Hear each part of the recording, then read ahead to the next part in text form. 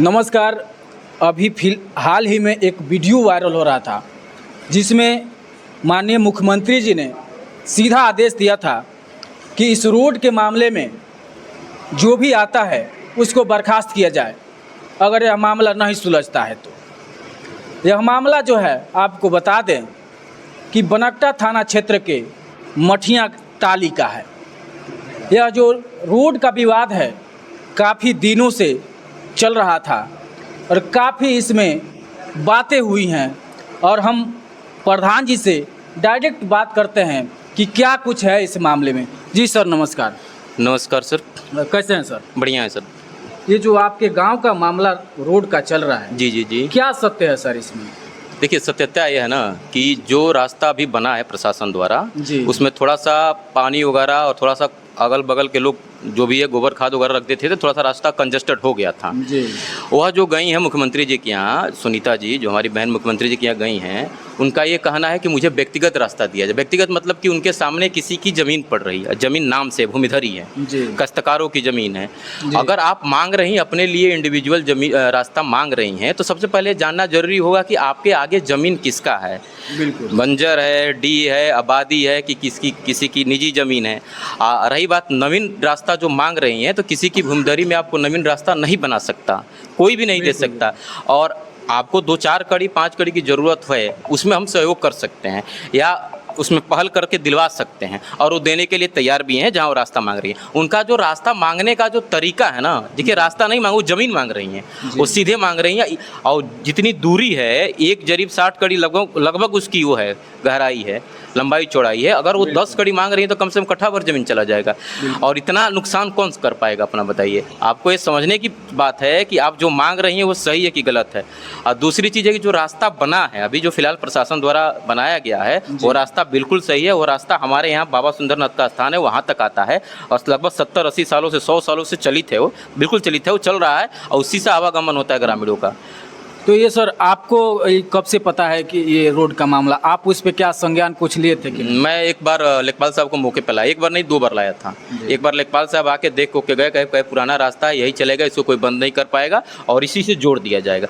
फिर हम बीच में एक बार कोशिश भी की है इसको बना दिया जाए, लेकिन आपसी जो वहाँ जो खातेदार है ना आपस में उनकी बातें बन नहीं पा रही थी। आज सबसे बड़ी जो सुनीता हैं इनको रास्ता दूसरे के ज़मीन में चाहिए, अपना 2 कड़ी 5 कड़ी 1 इंच नहीं दे सकती हैं, इनको दूसरे के ज़मीन में चाहिए। अपना ये कहीं भी 2 कड़ी का योगदान अगर दी हैं, कुछ पहल की हैं तो ये भी बताना चाहिए ना कि मैं 2 कड़ी दे रही हूँ कि 4 कड़ी दे रही हूँ। यह जो ज़मीन बंटवारे में जो इनको ज़मीन मिला है, कुछ ज़मीन एक दूसरे हिस्सेदार से बदले में ली हैं, वो पूरा अपने चौकोर मतलब कि चौकोर ले लिया दरवाजे पे। उसको चाहती तो उत्तर दक्षिण के डायरेक्शन में लेती तो रास्ते का विवाद आराम से सुलझ जाता। कब से रास्ता वो चल रहा है, कब से आपके?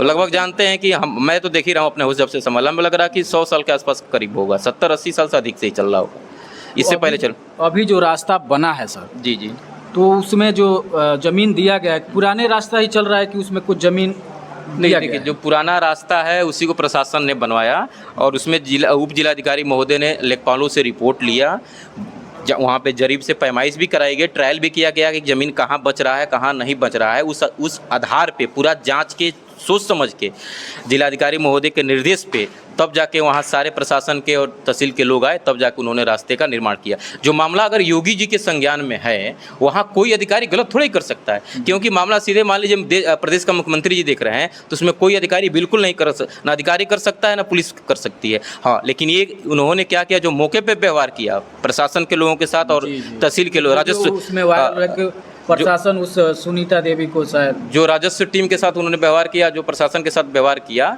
उसके बाद प्रशासन ने उनको वहाँ से हटाने का काम किया कि ताकि शांति रूप से रास्ता बन जाए। किसी के साथ किसी प्रकार की कहीं भी अत्याचार वाली बात नहीं है, ना किसी को वहाँ पीड़ित किया गया है, ना कोई ऐसी बात हुई है। तो अभी इस मामले में क्या सफाई देना चाहेंगे?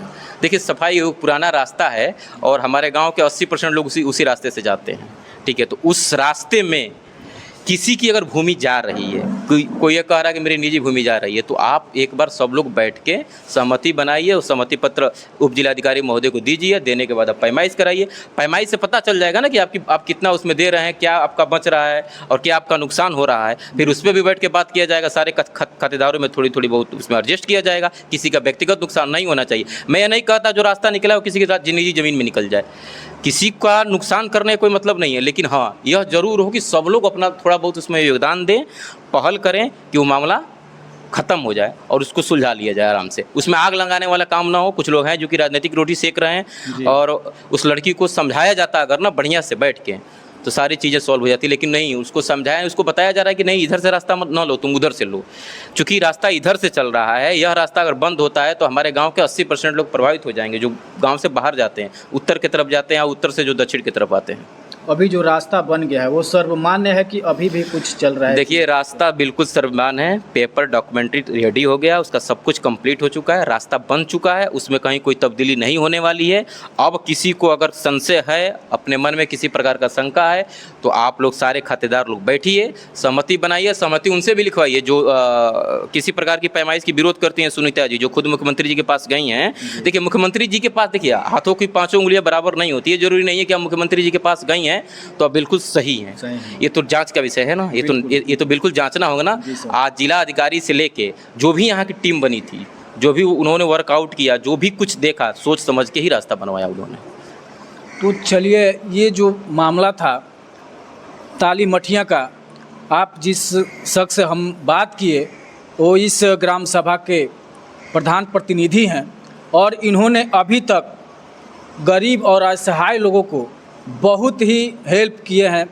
अपने गांव को छोड़कर बाहर के गांव में भी इन्होंने 10,000, 20,000, 5,000 का योगदान दे कर आते हैं। और नहीं पहुंच पाते हैं तो हम लोग के जरिए उन लोगों को पैसा भेजवाते हैं। तो आप लोग का क्या राय है इस वीडियो में ज़रूर बताइएगा। तब तक के लिए जय हिंद।